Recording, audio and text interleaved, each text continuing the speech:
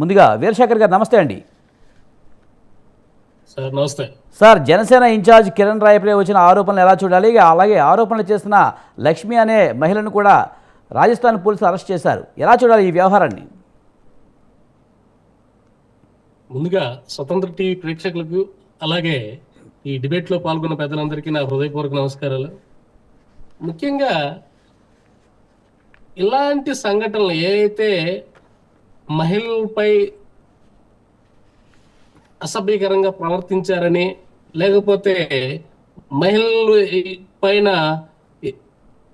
వాళ్ళు ఏదో కేసులు పెట్టడం, ఇట్లాంటివన్నీ కూడా కేవలం దాంట్లో ఎప్పుడో జరిగిన పూర్విని, అంటే ప్రస్తుతం జరిగినవి కాదు, ఎప్పుడో జరిగిపోయిన వాటి గురించి ఎన్నాళ్ళలో వాళ్ళతో కలిసి ఉన్న వాళ్ళు కూడా ఇప్పుడు బయటకు రావటం వెనక దీని యొక్క రాజకీయ ఉద్దేశం, దురుద్దేశం, వీళ్ళ రాజకీయంగా వీళ్ళని అణగదొక్కడానికి ప్రయత్నిస్తారనేది మనందరికి కనిపిస్తున్న విషయం. దానికి కానీ ఇట్లాంటి ఎవరైనా సరే చట్టబద్ధంగా చట్టం ప్రకారం ఎవరు తప్పు చేసినా వాళ్ళని శిక్షించాల్సిందే. కిరణ్ రాయల్ చేసినా, లేకపోతే ఇంకెవరు చేసినా, జానీ మాస్టర్ కానీ, ఇంకెవరు కానీ, జగన్మోహన్ రెడ్డి గారు కానీ ఎవరు చేసినా కూడా చట్టబద్ధంగా వాళ్ళు చేసిన దానికి వాళ్ళు శిక్ష అనుభవించాల్సిందే. వాళ్ళని కోర్టులో వాళ్ళని ఎదుర్కోవాల్సిన అవసరం ఉంటుంది. కానీ ప్రతిపక్షాల మీద విరుచుకుపడటం, ప్రతిపక్షాలని టార్గెట్ చేయటం, ఇట్లాంటివి చేసినప్పుడు జానీ మాస్టర్ కన్నా ముందు చేసిన వాళ్ళు చాలా మంది ఉన్నారు. అట్లాగే కిరణ్ నాయన్ కన్నా ఇంకా ఎక్కువ చేసినాయి, ఇంకా ఎక్కువగా వచ్చినాయి. విజయసాయి రెడ్డి గారు కానివ్వండి, సజ్జల గారు కానివ్వండి, ఇంకా చాలా మంది ఉన్నారు, టీడీపీలో కూడా ఉన్నారు. కానీ వాళ్ళెవ్వరివి బయటకు రాకుండా, ఎవరి మీద ఎటువంటి కేసులు లేకుండా ఇట్లా ఒక చిన్న చిన్న నాయకుల్ని, అంటే వర్తమాన నాయకులు అనుకుని చెప్పొచ్చు, ఇట్లాంటి వాళ్ళని మాత్రమే టార్గెట్ చేయటం ఏంటంటే వీళ్ళకి పొలిటికల్ బ్యాక్గ్రౌండ్ లేకపోవటం, వీళ్ళని సపోర్ట్ చేసే వాళ్ళు లేకపోవటం, వీళ్ళని నాకు తెలిసి రాజకీయంగా కొంచెం బెదిరించడమే అని చెప్పి అనుకోవచ్చు ఇట్లాంటి విషయాల్లో. కానీ ఎవరైనా సరే చట్టానికి అతీతులు కాదు. చట్టపరంగా ఎవరైనా తప్పు ఎవరైతే చేస్తుంటారో వాళ్ళందరూ శిక్ష అనుభవించాల్సిందే.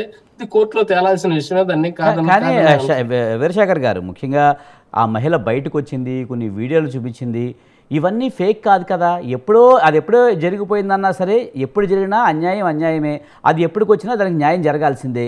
కానీ ఈ విషయంలో న్యాయం జరగాల్సిందే కదా. 100% న్యాయం జరగాల్సిన విషయమే. కాకపోతే ఏంటంటే ఇన్నాళ్ళు ఆమె ఏం చేసింది? ఇన్నాళ్ళు ఇప్పుడు అతను 1,20,00,000 ఏమో మోసం చేశాడు అని చెప్పి అతని మీద చీటింగ్ కేసు ఏదో పెట్టినట్టు ఉంది. ఇంకా ఏదో ఇవన్నీ కూడా అతనితో కలిసే ఈమె ఇప్పటి వరకు కలిసే ఉంటుంది. కలిసే ఉంటూ ఇట్లా చేసినప్పుడు ఇప్పుడు సడన్ గా ఎందుకు ఈమెకి అతనితో కలిసి ఈ ప్రాబ్లం వచ్చింది అనేది, రాజకీయాల నుంచి ఎవరన్నా ప్రేరేపించారా అనేది గతంలో మనం చాలా చూసి ఉన్నాం. ఎట్లాంటి అసలు ఏమీ లేని కూడా ఉండొచ్చు. కాబట్టి నిరపరాధులను ఎవరైతే ఏమీ చేయకుండానే నింద మోసే వాళ్ళు ఉంటారు, అన్ని చేసి కూడా తప్పించుకునే వాళ్ళు కూడా ఇందులో ఉంటారు. కానీ కిరణ్ రాయ్, ఇప్పుడు విజయసాయి రెడ్డి గారు, వైసీపీలో ఉన్న లీడర్లు, టీడీపీలో ఉన్న చాలా మంది లీడర్లు ఉన్నారు, ఇంకా అనేక పార్టీల్లో చాలా మంది నాయకులు ఉన్నారు. వీళ్ళందరూ కూడా మహిళలను వేధించారు అంటే ఖచ్చితంగా దానికి చట్ట ప్రకారం వాళ్ళు శిక్షించబడాల్సిందే. కానీ ఇన్నాళ్ళు ఎందుకు బయటకు రాలేదు, ఇప్పుడు ఎందుకు బయటకు వచ్చింది అనే విషయం మీద వాళ్ళ యొక్క విజ్ఞతగా వదిలేస్తున్నాము. కానీ వాస్తవానికి వీరశేఖర్ గారు, మీరు చెప్తున్నట్టు ఎప్పుడో జరిగినప్పటికీ కూడా వాళ్ళకి సపోర్ట్ లేకపోవడం వలన బయటకు వచ్చి ఉండకపోవచ్చు. ఇప్పుడు నిజానికి ప్రతిపక్షం చేస్తుందని కిరణ్ రాయల్ మాట్లాడినప్పటికీ కూడా నిజంగా చేస్తుందేమో, కానీ ఏదైనా తప్పే కదా. 100% మీరు చెప్పింది కరెక్ట్. సపోర్టు అంటే బ్యాక్గ్రౌండ్ సపోర్టు, పాజిటివ్ సపోర్ట్ ఉండొచ్చు. మీకు ఈ అవకాశం ఉంది కాబట్టి మీరు కేసు అని చెప్పి చెప్పొచ్చు. అది చట్టం చూసుకోవాలంటాను నేను కాదంటలేదు. ఖచ్చితంగా చట్ట ప్రకారం ఎవరైతే తప్పు చేస్తుంటారో వాళ్ళు శిక్షించబడాలి. బ్యాక్గ్రౌండ్ సపోర్ట్, ఇప్పుడు సపోర్ట్ ఎలా ఉంటుంది అంటే నెగిటివ్ సపోర్ట్ కూడా ఉంటుంది. మీరు ఇతనితో కలిసి ఉన్నారు, మీరు ఇతని మీద కేసు వేస్తే మీకు ఈ అవకాశం ఇస్తాం, లేకపోతే ఈ ఫైనాన్షియల్ సపోర్ట్ చేస్తాం అని చెప్పి చెప్పుండొచ్చు. ఇట్లాంటివి కూడా ఉంటాయి. కాబట్టి ఉండొచ్చు కదా. ఇప్పుడు పెద్ద మనిషి ఎవరు, విజయసాయి రెడ్డి గారు, ఆయన మీద కేసు వేశారు.